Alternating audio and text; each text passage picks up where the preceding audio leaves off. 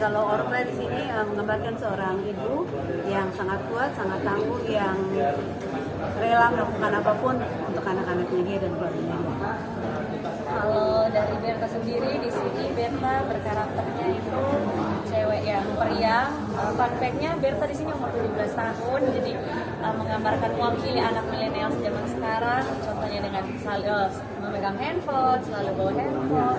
Pokoknya Berta tuh sebagai anak yang ceria, periang, tapi diterpa badai, dan dia harus kuat karena papanya meninggal, mamanya harus kuat juga, terus kakaknya juga mendapatkan pelecehan. Pokoknya Berta di sini harus kuat. Nah, untuk tantangannya sendiri nih, ini kan film tentang isu kekerasan gender. Seperti apa sih tantangannya bagi kalian masing-masing nih? Apalagi tadi Berta perannya juga cukup menantang ya. Kalau tantangannya pasti ini pertama kali kita debut, ini film pertama kita tidak ada basic sama sekali di teater atau apapun itu, dan ya tantangannya kita harus berani mengeksplor diri kita di luar dari identitas kita sendiri. Itu yang paling penting, dan yang pastinya kita harus bermain pakai perasaan dan hati, dan apapun yang dilakukan dalam hati pasti akan tersampaikan dengan Oke, kalau Orpa, kan di sini Orpa adalah seorang ibu ya. Kebetulan saya juga seorang ibu, tapi seperti yang tadi sudah teman-teman nonton, itu Orpa dari awal sampai akhir kayaknya nangis terus. Nah, itu tantangan terbesarnya itu menangis. Kalau misalnya dari pribadi kan dia menangis untuk apa, alasan apa, tetapi karena ya namanya kita dikasih tantangan seperti itu, karakter seperti itu, mencoba untuk memasukkan karakter Orpa ke diri saya, menjadi Linda lagi tapi Orpa. Dan itu seperti yang Irma bilang, kita melakukan sesuatu dengan jujur, pasti hasil yang dibuatkan pun akan baik dan dihasilkan pasti baik.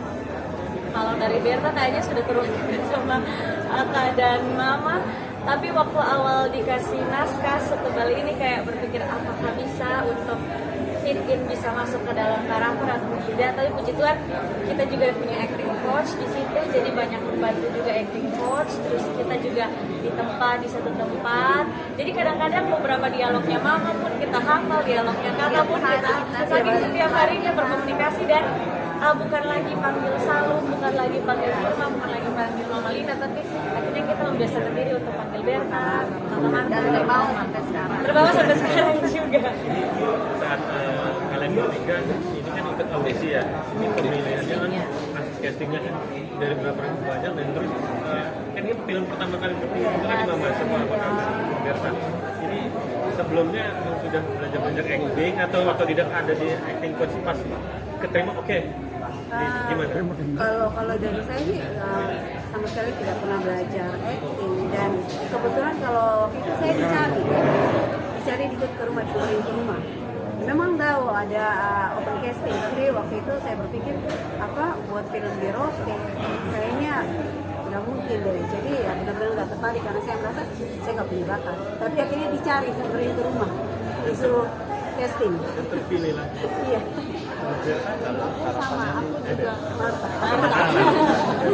aku sama aku dipilih juga, sudah akhir ya, sudah putus asa semuanya kalau karakter Mata ini nggak akan dapet, tapi dengan tuntunan Tuhan mungkin diperkenalkanlah saya dari teman kuliah saya ke salah satu casting director, dan awalnya saya pikir tidak percaya juga, kayak abal-abal, masa mau buat film di NTT kan pakai orang lokal lagi, jadi ya, tapi dengan dorongan dari teman-teman, cobalah, jadi ya, oke saya, dan isunya juga saya rasa sangat kuat di sini, jadi saya mau.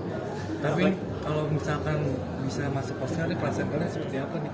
Apalagi ini pertama film Aku masih langsung masuk. belum juga ini, belum ada kebayang. Oh iya, membayangkan kan seperti apa? Speechless. Untuk saat ini jalani aja dulu, mau bawa kemana? Oke. Saat ibaratnya ada main film aja bangga, apalagi sekarang udah ya sih gak nyangka juga berarti Gak bisa nyangka. dipamerkan. Iya. Kemarin aja kan seperti yang teman-teman pasti tahu ya, buat film itu nggak gampang, akan ada banyak dramanya. Kemarin itu selesai aja, Masih itu banyak udah drama. yang kita yang udah syukur banget. Kita aja sih udah bisa tayang di bioskop juga, ya udah syukur, kita nggak nyangka sampai. Anak-anak FI lagi. Iya, tidak menyerah. Ini apakah ingin memfokuskan diri untuk di dunia peran atau seperti apa? Pengen sih, pengen. Respon dari NTT, warga NTT gimana? Lihat kalian Bangga banget. karena kan Awalnya pesimis ya Mam ya. ya, terus tapi kalau dibilang mungkin ini film pertama yang dari PH buat yang benar-benar pakai anak-anak NTT yang sama sekali tidak punya pengalaman apa kan kalau biasanya ada PH lain ada artisnya kan ini kali pertama jadi benar-benar Artinya setelah debut kalian yang Moncer ini udah ada tawaran belum sih mungkin? ini sudah Sudah banyak ya? ini udah ada. Horor Tumpal Darah judulnya, nanti tanggal 4 tayang di JAV. Tapi nanti bakal di bioskop mungkin tahun depan, jadi mohon doanya jangan lupa nonton. Artinya merubah hidup kalian ya? Mungkin nih ada yang latar belakang ASN tadi, Iya, Julina ya. saya. Mungkin itu gimana mungkin? Apakah sudah melepas dan memilih fokus di sini atau masih aktif nggak sih? Untuk saat ini masih aktif, tapi ya nggak tahu nanti. Kedepannya bagaimana nggak tahu, belum tahu. apa ya? Dulunya Masih nyari-nyari juga. Jadi, akan ada tawaran belum NTT next. Ada tapi belum. Berarti akan stay semuanya di Jakarta ya? Kita belum berdiusa kalau diperlukan, kalau ibu produser perlukan, kita datang. Apa sih yang ingin ditampilkan dalam anti kekerasan perempuan ini dari film ini apa? Kalau saya berbicara, saya melihat dari Pulau Rote, karena kebetulan saya tinggal di Rote dan Rote itu adalah satu pulau kecil yang dimana kita masih hidup dengan budaya adat istiadat yang masih kuat. Ya, kalau yang saya lihat secara pribadi di Rote itu masih ada apa ya perbedaan antara laki-laki dan perempuan. Misalnya dalam satu rumah tangga menikah, dalam keluarga itu istri harus bisa melahirkan seorang anak laki-laki karena bagi mereka laki-laki adalah segala-galanya. Seperti itu. Dan kalau di Rote karena ada istiadat yang masih sangat kuat, terkadang kalau ada persoalan-persoalan seperti kekerasan dan lain sebagainya, kadang-kadang itu masih diselesaikan secara adat.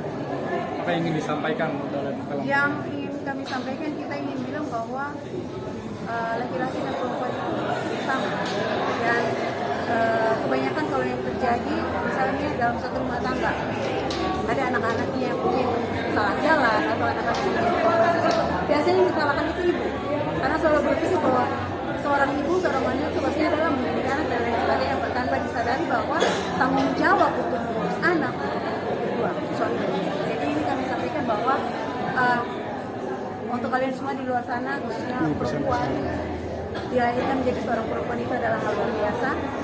Kalian perempuan-perempuan di luar sana atau siapapun itu yang menjadi korban kekerasan, kalian harus berani untuk berbicara, kalian harus berani untuk bangkit, kalian harus berani untuk menjaga diri kalian karena kalian sangat berarti dan kalian masih punya masa depan.